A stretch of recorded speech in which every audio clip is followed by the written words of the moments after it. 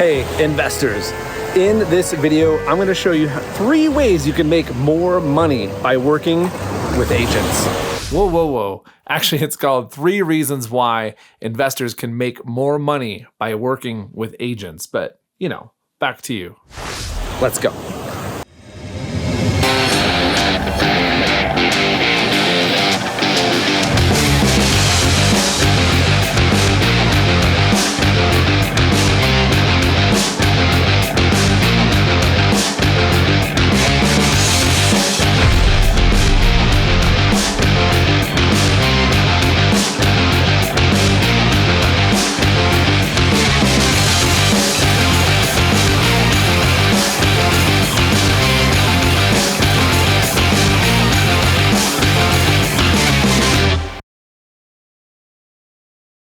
Welcome to Agent versus Investor Cage Match with me, Anson Young.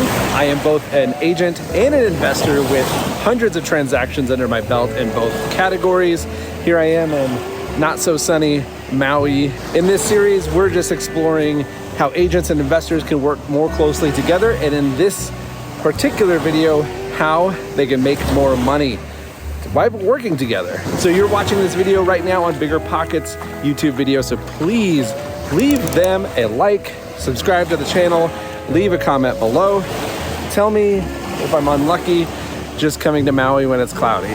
All right. Okay, let's dive in. So the first reason why you can make more money by working with agents as an investor is due to pocket listings. Now, agents are what I call a gatekeeper to deals and houses. They're kind of the first line. They're the first people that sellers call in order to sell property. Not only are they a gatekeeper to deals, but they should be heavily connected within their own industry with their own fellow agents. Each agent has to hang their license at a brokerage, and that brokerage is full of agents. Yeah, you got it. Good for you. Now, sometimes there are sellers that you come across that don't want to put it out there on the MLS. They don't want to sell their property the conventional way. They don't want the foot traffic. They don't want their address displayed on MLS. They don't want a sign in their yard. They just don't want the exposure. So when this happens, the agent actually markets it to their own buyer pool and then out to their fellow agents. This is called a pocket listing. So an agent will shop that deal around to other agents within their brokerage or within their industry or their network in order to find a buyer for their seller. So by you networking and working with agents and them coming across these pocket listings that aren't exposed to the entire MLS, it can be a very good win-win scenario where you get exposed to these deals that aren't out there for everybody. So networking with the agents is always a great idea because you never know when they'll have a hot pocket listing for you.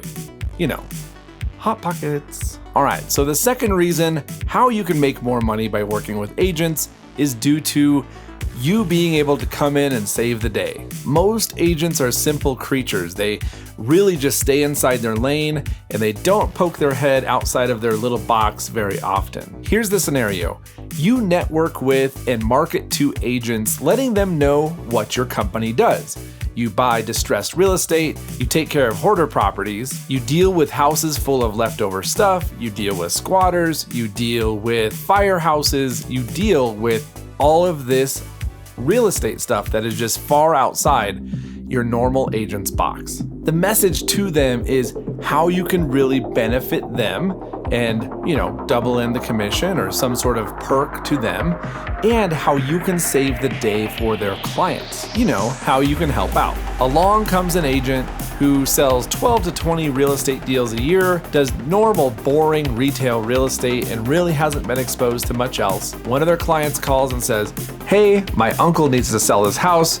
Oh yeah, he's a hoarder, and he has to sell in 2 weeks." Or grandma passed away and she left a house full of stuff that nobody wants. Everybody lives 2 or 3 states away and nobody knows what to do. And these are actually 2 real scenarios just off the top of my head of deals that I've actually bought from agents. They had no idea what to do. It was so far outside of their normal box of real estate of just client calls up, list the house, sell it, move on to the next one. They don't want to be waist deep in that uncle's trash trying to figure out what to do, how to clean it out, how to list it, and how to get their commission. So this agent remembers that a few months ago he sat down to a lunch with a handsome guy named Anson who does this very type of thing. So when that client calls and says, hey, I have this uncle that needs this, he can say, I think I can save the day. I think I have a solution for you. So you can make the agent look like a hero, get exposed to more deals, and do more deals with agents like this who just want the ease of somebody who can come in and take care of the hoarder or take care of grandma's house full of stuff. So they can go off to do normal, boring real estate. And the third reason is that you should partner up. Now, every investor is told to build their team when they first start out, and one of the people on that team is an agent. It's always good to have an agent on your side, on your team, someone who has your back and knows how to do regular, boring real estate. Especially if you can build more than just a client relationship and actually a partnership. Building something that reciprocates and helps each other, something like they give you pocket listings, you give them leads that you can't use, something like that. So you know that if you're marketing to off-market sellers, that there's always those sellers who want full retail price for their houses. And most investors, they throw those away or they try to refer it to an agent. And honestly, all the feedback that I've ever gotten from this scenario is that the ball gets dropped or it just doesn't work out as a consistent deal flow or a consistent type of thing that closes. Now, if you worked with an agent in more of a partnership capacity where you're really reciprocating these things, they're looking for these leads to come in from you, they're working them very hard so that then they can get closed, they can reciprocate by giving you more deals that you're not exposed to. They could also reciprocate by maybe giving you a break on commission for your flips or giving you a marketing fee for any of these deals that they do close. And reminder, you can't call these things a commission or a referral. It's just, you don't want to go down that road. But I think a marketing fee, you're basically splitting the marketing. They're getting the leads that they can work, and you're getting the leads that you can work, right? Don't call it a kickback either. People frown on that.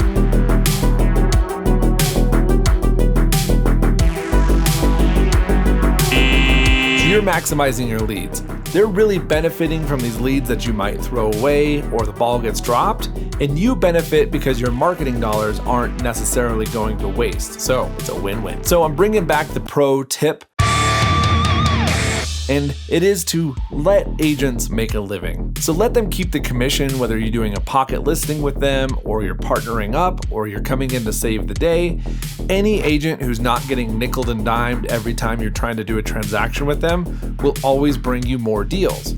And if you're cutting them in, letting them earn twice the commission or 3 times the commission, they're always gonna bring deals back to you. When I market to or network with agents, I always say, look, if you bring me a deal, you can keep both sides of that commission. I don't care. Like, you get paid, I get paid, and hey, if I'm flipping it, you can keep both sides of that commission and you can list it when I'm done. So that's actually 3 times the commission. So who do you think that they're gonna call next time they have anything that looks like a deal? Is it the guy who's gonna get them paid once?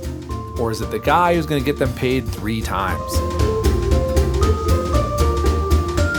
Tough one. Once, 3 times, once, 3 times, I don't know.